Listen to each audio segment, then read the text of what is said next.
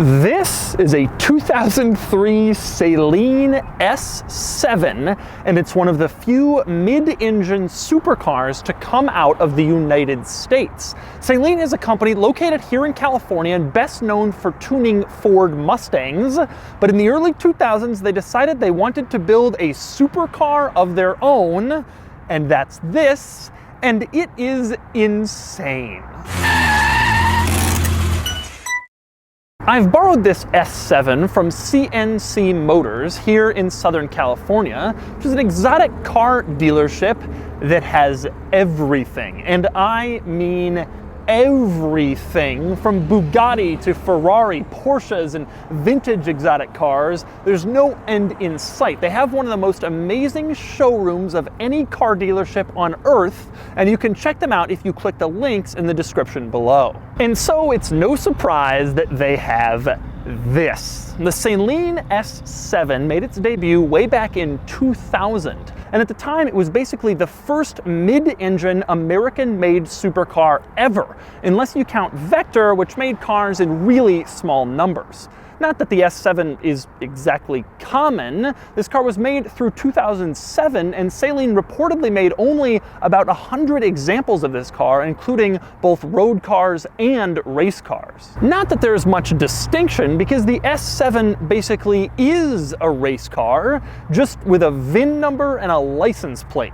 The S7 uses a modified 7-liter Ford V8, and early S7 models like this one had 550 horsepower. That apparently wasn't enough for Saleen, because in 2005 they rolled out the S7 Twin Turbo with 750 horsepower. That car could supposedly reach almost 250 miles per hour. Now, since this isn't the Twin Turbo, this car isn't quite that fast, but the numbers are still amazing. 0 to 60 in 3.3 seconds, and Saleen claimed this would hit a top speed of 220 miles an hour. Those figures are still tremendously impressive today, and they were really impressive almost 20 years ago when this car came out.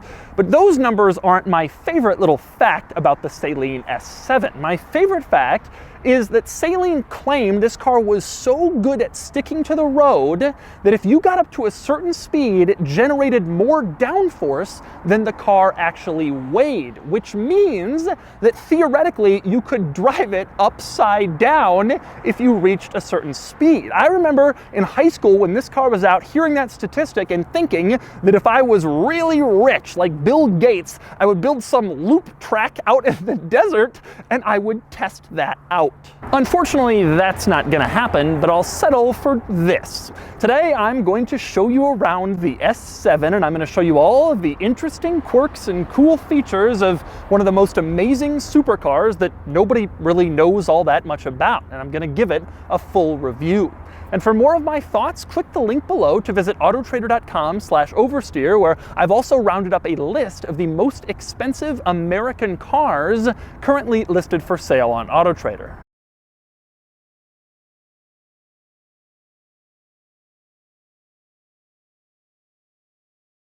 Ah, the S7. I've always wanted to get up close with this car, and so it is time for quirks and features, starting with simply unlocking the doors. Unbelievably, this is the factory key fob that you get with the S7.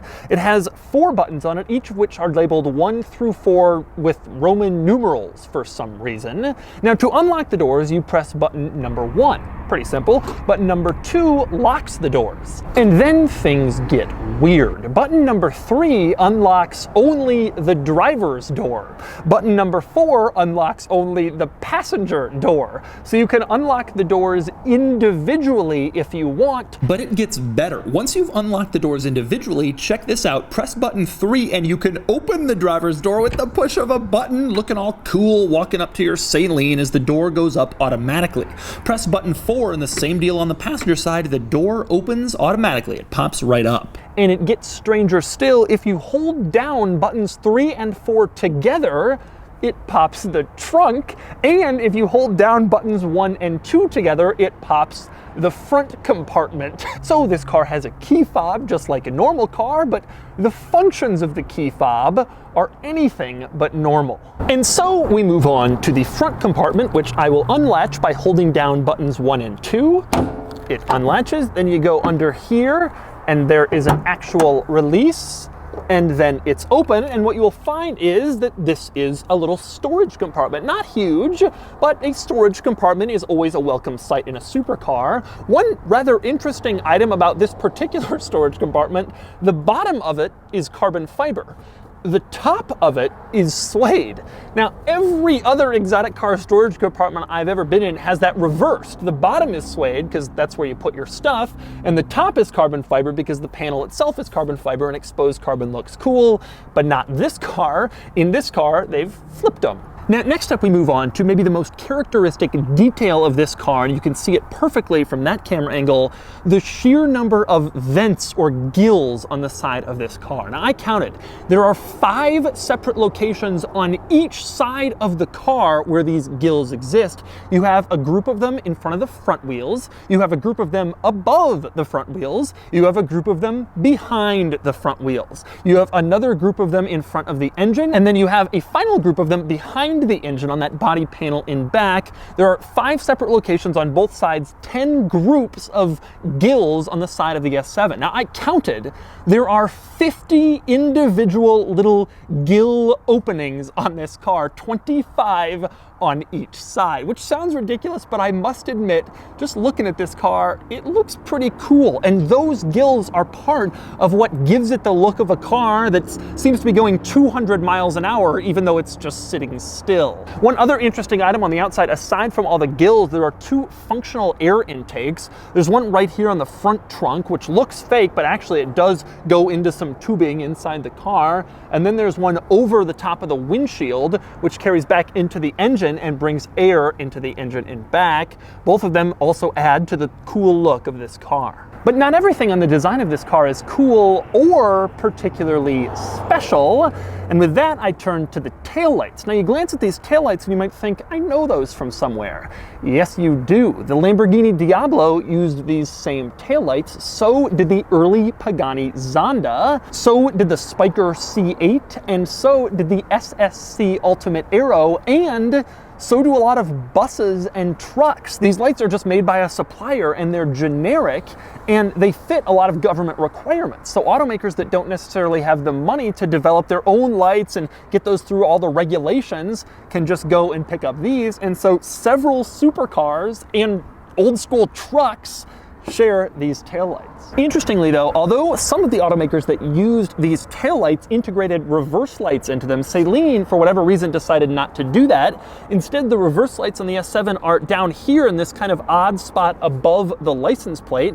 There are 2 of them right next to each other, and like in every other car, they turn white when you put the S7 in reverse. Now, next we move on to the trunk, which I have already unlatched by pressing the 3 and 4 buttons on the key fob together. Once you've done that, you open it up and you will see that, well, it's a trunk, which is a neat trick because I already showed you this car's trunk. It has 2 trunks, which makes it relatively practical, although that's not exactly a word I would use to describe this car, but at least in this case, it's true. Now, when you get back here, you'll notice a couple of interesting items. One is the fact that once again, you have carbon fiber on the bottom and suede on the top. So you put your item that you want to carry in the trunk on the carbon fiber, not on the suede, which is an odd decision, but apparently that's one they're committed to.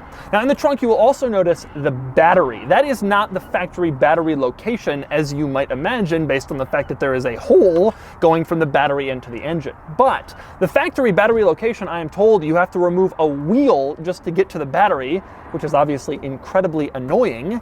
And so this car, at some point, they probably relocated the battery to make it easier to access, so you don't have to do that whole thing. You can also see this yellow cord stuck onto the battery. That's the battery tender to leave the battery charging if the car sits for a while. None of that stuff, however, is the most interesting thing about the rear trunk. The most interesting thing is the fact that there is an emergency trunk release latch. So if you get stuck in here, you can open it and then pull it out in case someone tries to kidnap you in their Saleen S7. The problem? The emergency release latch is inside the engine compartment, which is not accessible from the trunk. You can see that latch has a picture of a trunk opening and a guy running away, but it's not actually in the trunk where you could access it if you get caught in the trunk. Now, I assume the reason this is going on is because Saleen wanted a secondary manual release for the trunk beyond just the electronic release on the key fob. So they figured, hey, you know, there is a manual release that already basically does what we want it to. Even though it's supposed to go inside the trunk, we'll just repurpose it and put it somewhere else, so there is a manual way to open the trunk. And so they just went with those latches, even though that's not specifically what they were designed to do. Now, two other interesting items with the trunk back here. One is the fact that, as you can see, when you put the trunk up, it actually bisects the spoiler. There are extra pieces of spoiler above the taillights that stay put, and then you have the one piece on the trunk that goes up with the trunk. It's odd. In a lot of cars that have a similar situation, they just have the whole spoiler go up with the trunk, but in this car, they made the spoiler in 3 distinct pieces, which is rather unusual. Another interesting item around back is the fact that this car has a backup camera. It's right here above the Saleen font. You have this little circular camera placed in here, very small, but it has one. That would have been a big deal back in 2000 when this car first came out. Basically nothing had a backup camera back then, but this car was supposed to be cool and modern and futuristic, and so it has one. And next up, we move on to the engine, and there you see it. That's Ford's 7-liter V8 with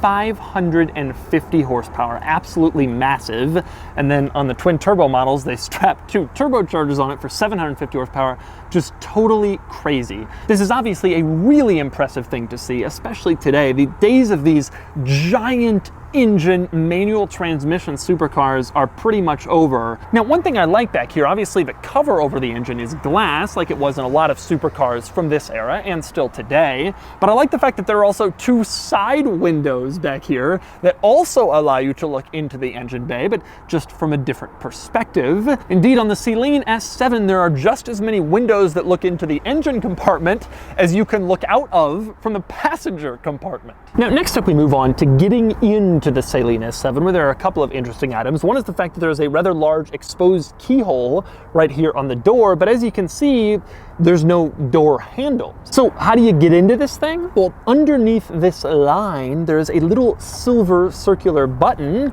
You push it, and then it releases the door, which goes up in this very cool manner, precisely befitting the supercar that this vehicle is. Now, once the door is up, you can see that one crazy thing about this car is just how wide this door sill is. It's like 2 feet of door sill. Obviously, that's because all the structure of the car is placed in here, and they wanted this thing to be as tight and as rigid as possible, and that's why you have this massive door sill that you have to climb over when you're entering the S7. Next up, one other item in the door sill of the S7 before we move into the interior. Now, right here you can see there's this latch, which is pretty standard, the door latch, and next to it, there's this silver circular thing. So what exactly is that? Well, that's another emergency entrance into the trunk. If you pull it, it'll pop the trunk, and there's one in front as well next to the front door hinge. If you pull that circle, it'll pop open the front hood, and you can gain access just in case you can't get in any other way. Now, once you get into the S7, and you can see that it's rather tight in here, there are several interesting quirks and features, as you might expect, starting with the parking brake. The parking brake is located to the left of the driver's seat, between the driver's seat and the door sill, which is common in older supercars, but not all that common today. You also have right next to the parking brake a little storage area, once again finished in suede, so whatever you're storing in there doesn't fly out. Now, next to the storage compartment over there, you have 2 buttons. One is for the trunk release, and the other is for the engine compartment release, both in the back. Now, I already showed you that you can do that with the key fob, but obviously if you're driving the car, if you're in the interior, it's easier to just push a button rather than get your key fob, and so those buttons release those 2 items. Now, the next interesting item is the seat itself, and namely the fact that it's fixed in place. There are no seat rails. You can't move the seat forward or backwards. Just like in a race car, the seat is fixed in place. You can move the steering wheel up or down, but the seat itself doesn't move. This is one of those cars where when you buy it, you're supposed to go to the factory and they measure you, and then they sort of reconfigure the interior of the car around your size. And so if you don't fit in one of these, you actually have to get a technician out here to move the seat into a different position. You can't just pull a latch and move the seat back. Now, if you're wondering why that is, I guess the theory there is weight savings. It's one less thing you got to put in the car. It saves a little bit of weight. But to me, it's just crazy not to have a movable seat in an automobile. Nonetheless, that's the situation with the S7. Another interesting item in the S7, something I always found absolutely ridiculous with this car, is the fact that the turn signal stock is just out of the Ford parts bin. It's right from the Focus, and same with the windshield wiper stock, just out of a Focus or a Taurus or whatever Ford was making in those days. Now, switchgear is expensive to produce, and that's why smaller volume automakers go to bigger volume automakers to get switchgear, like Tesla went to Mercedes-Benz. But despite that, I always made fun of the Saleen S7, this crazy expensive supercar, for having Ford Focus turn signals until I got my Ford GT. It also has Ford Focus turn signals. Needless to say, I don't make fun of this car anymore. Now, next we move on to the steering wheel, which really looks like the steering wheel that you would expect to find in a race car. And you will see that there's no airbag in there, which is a surprise because in the United States, all cars are mandated to have airbags, and they have been since 1998. And this is later than that. But Saleen was able to negotiate a small volume automaker exemption to the airbag regulation, arguing that it would be costly to put it in this car, and it's not dramatically risky anyway, since they're going to make so few of these, and so they were exempted from the airbag requirement, both for driver and passenger. With that said, the steering wheel does have one normal component you'd expect, the horn. Right in the middle, you have the Saleen logo. You push it, and you hear this car's horn. And if you've ever wanted to know what the horn sounds like in a Saleen S7, well, here you go. Now, next we move on to the gauges, where you won't find anything particularly interesting. The tachometer is in the middle, like it is for a lot of sports cars. You have the speedometer on the left. It goes up to 240. My favorite, though, is over on the right. You have the fuel gauge and the engine temperature. Not all that surprising, but I like the fact that they've printed in there premium fuel. A lot of times automakers will print that on the gas tank, but not Saleen. They have that in the actual fuel gauge, premium fuel. There's also a little direction indicator in there where the fuel door is. In my car, it just has a picture of a gas tank and then an arrow, but in this car, it literally says fuel door with an arrow. I guess they figured people were not smart enough to figure out the more subtle directions. Next up, moving on to turning on the S7. Just like in most cars, a little ignition tumbler to the right of the steering wheel. You put the key in, you twist it, and then it's on, except it isn't. You actually have to go through one more step. To the left of the steering wheel, there's a button marked engine start. You push that, and that is what actually fires up the engine. And with that in mind, let's take a listen to a couple of revs from the Saleen S7.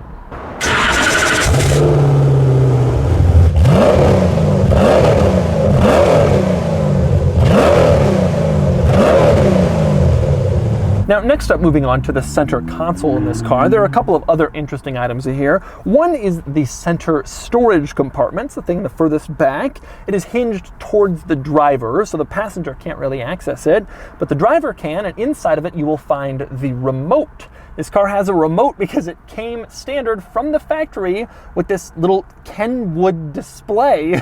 Saleen didn't have the money to develop its own proprietary Saleen radio display, and so instead you have the Kenwood one. But the benefit of that was it allowed Saleen to have that backup camera, since they could wire it through the Kenwood system. It looks aftermarket, but actually it isn't.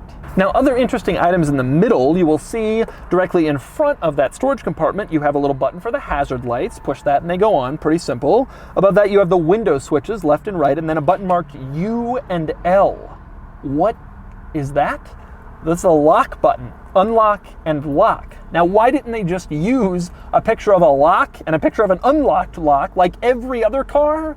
We may never know. That story may be lost to time, why Saleen decided U and L was preferable to little pictures. Now, above that on the left, you have the mirror control, pretty standard, and then you have a couple of the climate controls. The rest of the climate controls are in the center, and they're pretty normal. You have the one on the left changes the airflow, the one in the middle changes the temperature, and the one on the right changes where the air is coming out. None of that stuff is very strange, but there is one strange item with the climate controls, and that's the fact that this car only has 2 cabin climate vents. There are these 2 directly in the middle underneath the climate controls, and that's it. Apparently Saleen didn't want to put the tubing to climate vents over on the sides of the passenger compartment, so you only have those 2 tiny little climate vents in the middle. That's all you get. Now, the next interesting item in this car is the footwells, which are just crazy. The reason I'm sitting like this is because even though I have enough room and even enough headroom by far, I don't have enough room for my feet because of how ridiculously offset the footwells are. When you climb into this car, you have a normal amount of room for seat width, but then as it goes forward, it basically becomes like a little point for the footwells where you can actually stick your feet. They are incredibly, ridiculously small. I've never seen anything like it, and to illustrate just how narrow they get, take a look at the floor mat when it's out of the car. You can see it starts off normal, and then it just gets narrower and narrower as it goes into the footwell. Absolutely ridiculous, and it makes sitting in this car, even as a passenger, relatively uncomfortable. And by the way, the offset footwell thing is especially crazy because of the pedals. If you look over on the driver's side, you can see that the footwell comes to that point, and that means that the pedals are basically on the right side of the footwell. So in your car, you're used to just driving along and pressing the pedals and having your legs straight. In this car, you basically sit down and then kind of twist your legs to the right so you can reach the pedals. It's crazy. 2 other interesting items, things this car doesn't have. One is a glove box. No glove box in the Saleen S7, although that's not really a surprise. A lot of cars like this don't have a glove box. And remember, they did include 2 trunks just for you to put stuff in. One other thing this car doesn't have is an interior rear view mirror. There's not one up there, and it's not like it was yanked out. I don't see a space where it would have been or any gunk on the windshield from where it would have stuck on, so maybe it didn't have one. Now, interestingly, the owner's manual describes an interior rear view mirror, but maybe it was an option and not everybody got it. With that said, there are mirrors on the sun visors. You drop them down and you can see there are mirrors on passenger and driver side. So when you're driving around in your S7, you can look at yourself. Finally, we move on to one surprising item I wasn't expecting to find in this car, and that would be the owner's manual. Now, the owner's manual in this car is very straightforward and simple. Then again, it has to be. They've summed up everything in like 50 pages or less. The thing that I find especially funny about the owner's manual is, though, it's largely just a picture book with images of the S7. Like 40% of the owner's manual just has these glossy pictures of the S7 repeatedly throughout it. But there are a couple of interesting items in here where it explains how to do stuff. And on the first page, there's a nice little note from Steve Saleen, the founder of the company, telling you to enjoy your S7. Now, next, since I'm in this vicinity, I want to talk about the fuel door, which is quite a bit more unusual than the fuel door you'll get in basically any other vehicle. So to start the process of opening it, you can see they've printed the words "lift open" on the outside of the fuel door. You lift open that little cover and you will find a keyhole. Now, each S7 was delivered with 2 keys, a short key and a long key. The short key goes into this little keyhole in the fuel door, and then it opens it up. You twist the key, and then the fuel door opens. Now, one interesting item with the keys, you can't take the key out of the fuel door until you've closed it back up again and locked it, which is kind of annoying because it means that when you pull the fuel door down, you have no choice but to kind of let the key dangle on the paint. You have to be very careful with it. But anyway, when you're done filling up your S7 with fuel, you then have to push the fuel door back up until you hear a click, and then you can twist the key, lock it, and pull the key out. You push the cover over it again, and the fuel door is complete.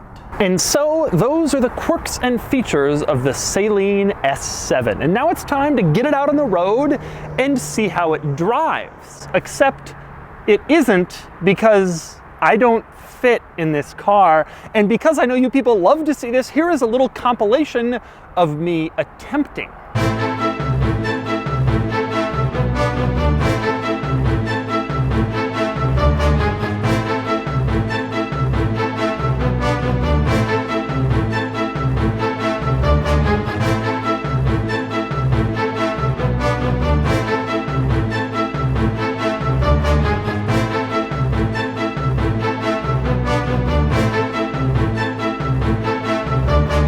Interestingly, the problem is not the really narrow pedal box. Someone suggested I take off my shoes and I could get my feet in there. The problem is more just the fact that the seat is too far forward. Like I mentioned, you buy this car and then they take it back to the factory and tailor it to your size. The previous owner must have been smaller, and so he had the seat move forward so he fit, but I don't. I can't actually get my legs in there and get my butt in the seat in order to drive this car. Now, this has never happened before in 5 years of filming these videos. I fit in the BMW Isetta. I fit in the Alfa Romeo 4C. I drove a Lotus Elise across the country from California to Georgia years ago before I ever even started doing YouTube stuff, and I fit in that car too. I fit in the back seat of basically everything. Countless 911s, the Nissan GTR, the Ferrari California T, and the Portofino,